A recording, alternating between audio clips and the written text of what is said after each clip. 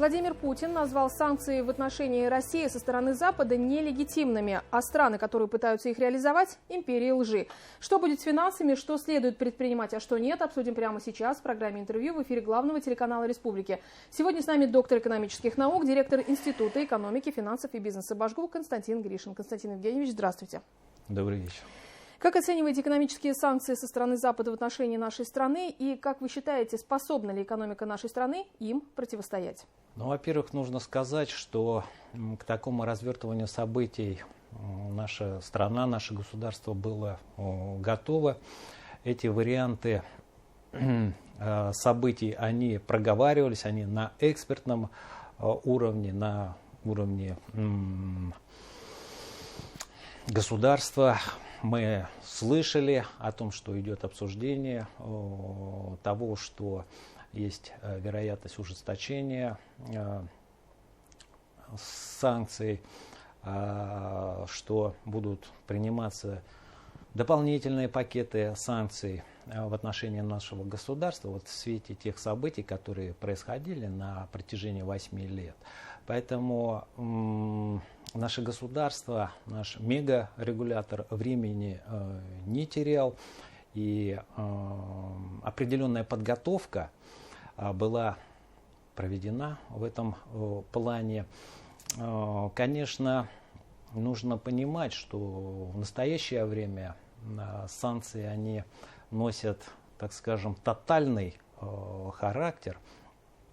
Еще не совсем понятно, до какого уровня они дойдут, но запас прочности, накопленный за предыдущие, ну, по крайней мере, 8 лет, он дает определенную уверенность в том, что мы на основе вот этого задела сумеем адаптироваться к новой и внешнеполитической, и внешнеэкономической реальности и сможем удержать экономику в необходимых параметрах. Что вы имеете в виду в необходимых параметрах? Чтобы социальные обязательства были выполнены, да, в первую очередь? Про это вы говорите? Конечно. Вот с позиции обычного человека, что важно с точки зрения экономики? Это прежде всего достаточно приемлемый низкий уровень инфляции, чтобы услуги, предметы первой необходимости, квартплата, да, они были доступны с точки зрения текущего уровня платежеспособности населения. Это первый момент. И второй момент, тоже немаловажный, это сохранение накоплений, которые имеются, ну, участие населения имеется, да, и, естественно, население очень заинтересовано в том, чтобы платежеспособность вот на купленных ресурсов, она оставалась на достойном, так скажем, уровне, да, и в этом плане, конечно же, обеспечение устойчивых параметров функционирования экономики в новых условиях, в условиях тотальных санкций, подразумевает в том числе и вот обеспечение вот этих двух составляющих экономической жизни нашего населения. Но помимо этого, конечно же, выплата заработной платы, да, выплата всех социальных обязательств государства. Естественно, волнует вопрос роста заработных плат, что в определенной мере пересекается с вопросом обеспечения экономического роста. Вот я прогнозирую, да, что вот эти параметры, о которых я сказал, они смогут государством обеспечиваться, да, и мы видим вот те решительные меры, которые принимаются на уровне государства, на уровне Центробанка, на уровне регионов. Поэтому... Вот, кстати, про эти меры. Владимир Путин 28 февраля издал указ о специальных экономических мерах. Объясните, пожалуйста, на что направлены действия этих мер? Но эти меры, они в первую очередь выступают инструментом, или можно рассматривать как инструмент контрсанкций в отношении США и его союзников, и поэтому в первую очередь они направлены на операции с иностранной валютой. И это, в принципе, касается тех секторов, тех предприятий, которые действуют на внешнеэкономических рынках. Да. И, естественно, задача, в принципе, этих контрсанкций дать почувствовать США, другим странам, что мы имеем инструменты влияния и на их экономическую политику. И, в принципе, это своего рода такой посыл о том, что инструменты имеются, и еще далеко не все инструменты нашим государством использованы. Да? Это своего рода предупреждение. Еще один очень важный вопрос, касается он клиентов банков. Мы знаем, что ряд российских банков попали, которые под санкции, да, они отключены от системы SWIFT, системы межбанковских расчетов. Скажется ли это на простых россиянах, как вы считаете?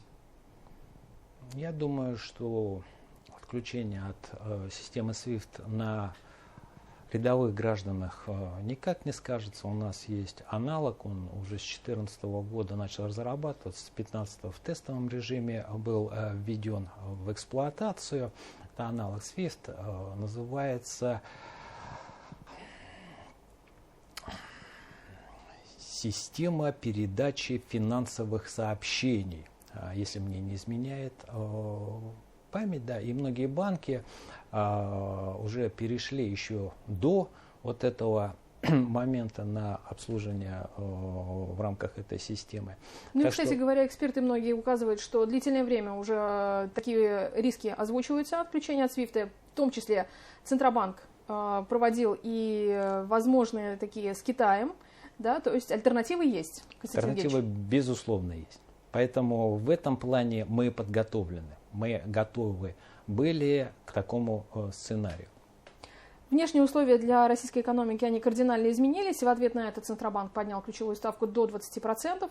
Да, понятно, меры для укрепления рубля, и это позволит поддержать финансовую и ценовую стабильность. Согласны ли вы с этой точкой зрения? И как это работает, вот этот механизм? Безусловно, согласен, да. Вот это достаточно такое радикальное и резкое повышение ключевой ставки. Впервые, да, в истории, по-моему. Конечно, мы в прошлые периоды видели и обсуждали повышение или понижение ключевой ставки на 0,25 да, процентных пункта, на 0,5% пункта. Да. Для нас это было событие. Да. А сейчас такое резкое повышение, это, безусловно, защитная реакция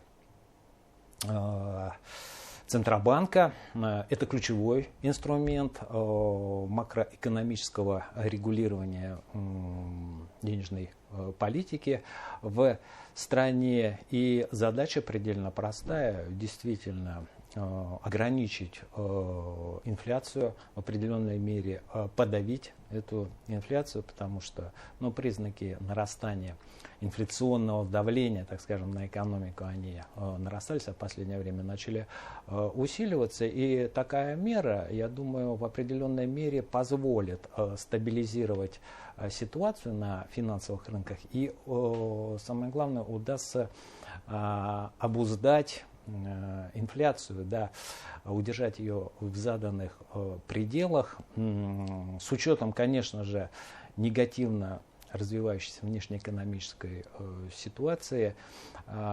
И здесь у регулятора есть и другие инструменты воздействия на финансовую систему страны.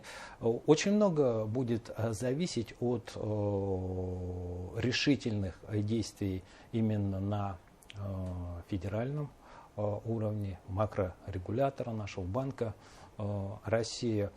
Я думаю, там опытные люди, понимающие, да, что Эльвира нужно Набиуллина неоднократно становилась одним из лучших руководителей ЦБ в мире. Безусловно, безусловно. Поэтому данную меру я приветствую. Конечно, это в определенной мере может отразиться на сдерживании темпов развития экономики, да, в связи с тем, что доступность кредитных ресурсов для бизнеса будет снижен. Да. Но на текущий момент времени, вот с моей точки зрения, важно стабилизировать ситуацию, подстроить ее под новый внешнеполитический и внешнеэкономический контекст. Поэтому эта мера оправдана, и я думаю, она сыграет свою положительную роль в обеспечении финансово-экономической стабильности в нашей стране. В первые дни, когда началась военная операция на Украине со стороны России, да, мы знаем, что юрлицы и физлицы в России сняли порядка 114 миллиардов рублей с банков сбережения граждан. Какие рекомендации можете вы дать людям? Ну, здесь рекомендации давать сложно, да. Самое главное, моя рекомендация, не принимать экономические решения на основе эмоций. Вот. Без паники? Потому что чаще всего бум покупательский, да, он провоцирует рост цен. Естественно, это взаимосвязано. Вот. И разгоняя вот такой спекулятивный, по сути, спрос на товары, услуги и так далее и тому подобное, мы, естественно, провоцируем рост